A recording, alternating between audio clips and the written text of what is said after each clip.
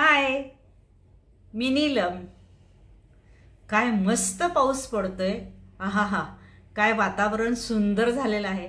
सगळीकडे हिरवंगार झालेलं आहे आणि त्याच्याच बरोबर छान वाफाळलेला चहाचा कप किंवा कॉफीचा कप शेजारी आहे आणि मस्त निवांत खुर्ची टाकून एक पुस्तक घेऊन आपण वाचत बसलेलो आहोत. हे चित्र तर किती विलोभनीय आणि सुंदर आहे.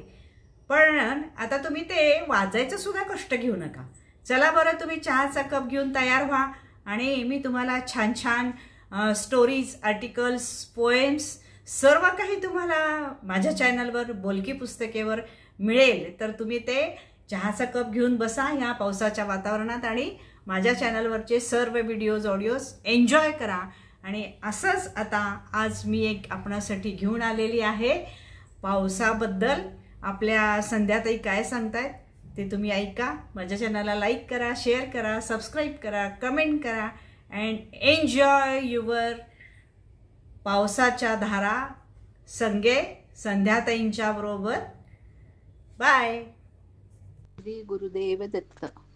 नमस्कार, मी सौ संध्या रमेश पुजारी, पूर्वाश्रमीची संध्या दिगंबर तेरवाडकर. आता पावसाळा सुरू झाला आणि शब्दही बरसू लागले.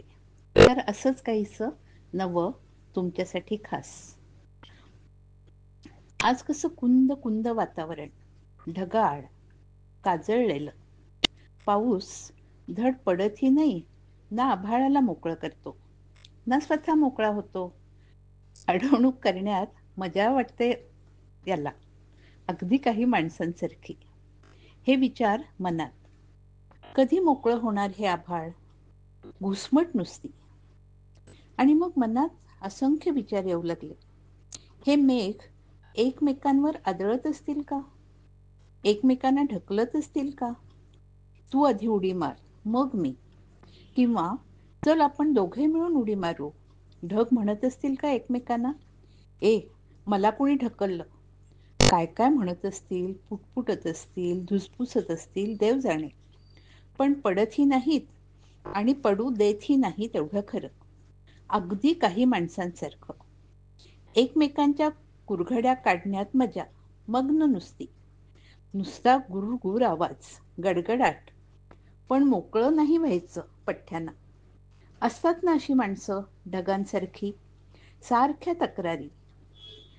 नोकरी करणारी बॉसच्या नावानं ओरडणार, घरच्यांवर राग पाखडणार, पगाराचा टेंबा मिरवणार.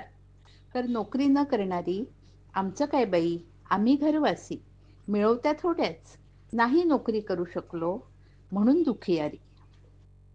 प्रत्येकाच्या नाही, बहुतांशी घरात असे मेघतांडव असते आणि अख्खे घर नुसते घुसमटत बसते. कानावर तक्रारींचे सूर नाही बेसूर आदळू लागतात. कुणी म्हणतं, ए मेरे दिल कही और चल, तेरी दुनिया से दिल भर गया.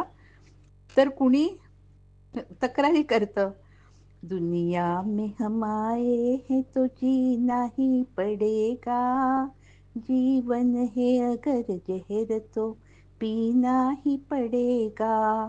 इतक्या हताश, निराश प्रत्येक घराच्या तक्रारी कैक. यांना कोसळायचंच नाही का? मोकळं व्हायचंच नाही का?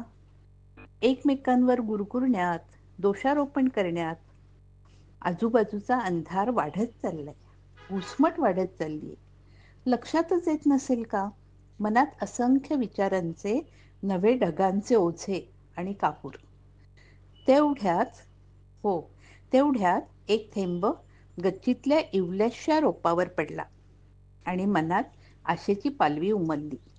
मन म्हणू लागलं, वेडाबाई, प्रत्येक घर, प्रत्येक ढग असं नसतं हं. आपण पावसाचे ढग आहोत, आपल्याला कोसळावं तर लागणारच. त्या कोसळण्यातूनच तर कित्येकांना जीवन मिळेल. जीवन, पाण्याला पण जीवन म्हणतात हो ना.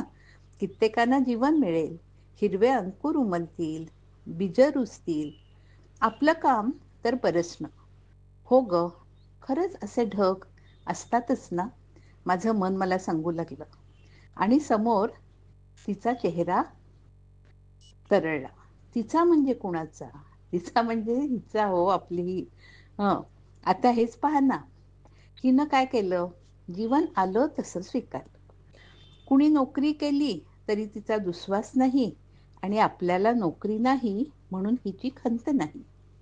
रूप, शिक्षण, संस्कार याचं चांदणं अंगभर लेवून ती प्रकाशच उजळत आली. आनंद गीत गात आली.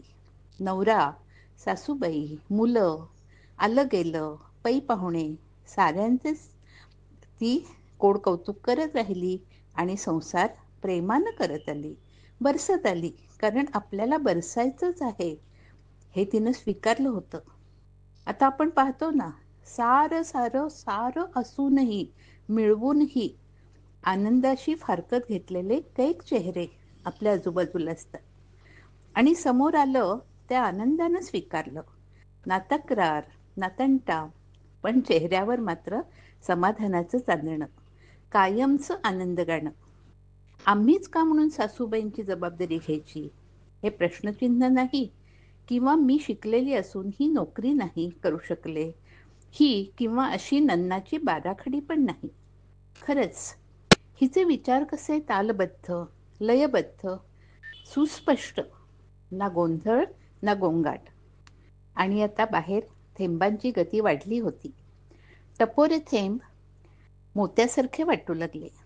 एक ढग, त्यातलाच एक ढग माझ्या तळहातावर मी हात पुढं केला.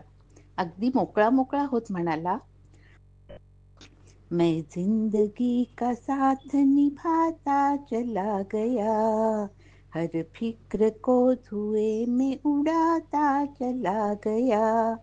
मी विचारलं, तुझं नाव काय रे? तो म्हणे, माझं नाव, मी तर देवाघरची अमृतधारा. वेडाबाई, कोण ग मी? आणि मग मला एकदम इतका आनंद झाला. अरे ही तर आपली स्नेहा, स्नेहा संजय भट, माहेरची कांचन जयंत साठे.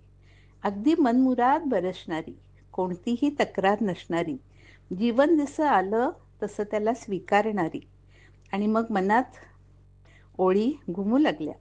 घन घन माला नभी दाटल्या कोसळती धारा, घन घन माला नभी दाटल्या कोसळती धारा. खरंच या अशा कैक अमृतधारा आता माझ्या हातावर, माझ्या तळहातावर अशी अमृतधारा मी अलगद झेलली. तुम्हीही अनुभवा. नाव वेगळं असेल, स्नेहा नसेल, दुसरं काही नाव असेल, शिल्पा असेल, अनिता असेल, लता असेल, तुम्ही अशा जलधारा तुमच्या तळहातावर घ्या आणि म्हणत चला, मैं जिंदगी का साथ निभाता चला गया, मैं जिंदगी का साथ निभाता चला गया. धन्यवाद.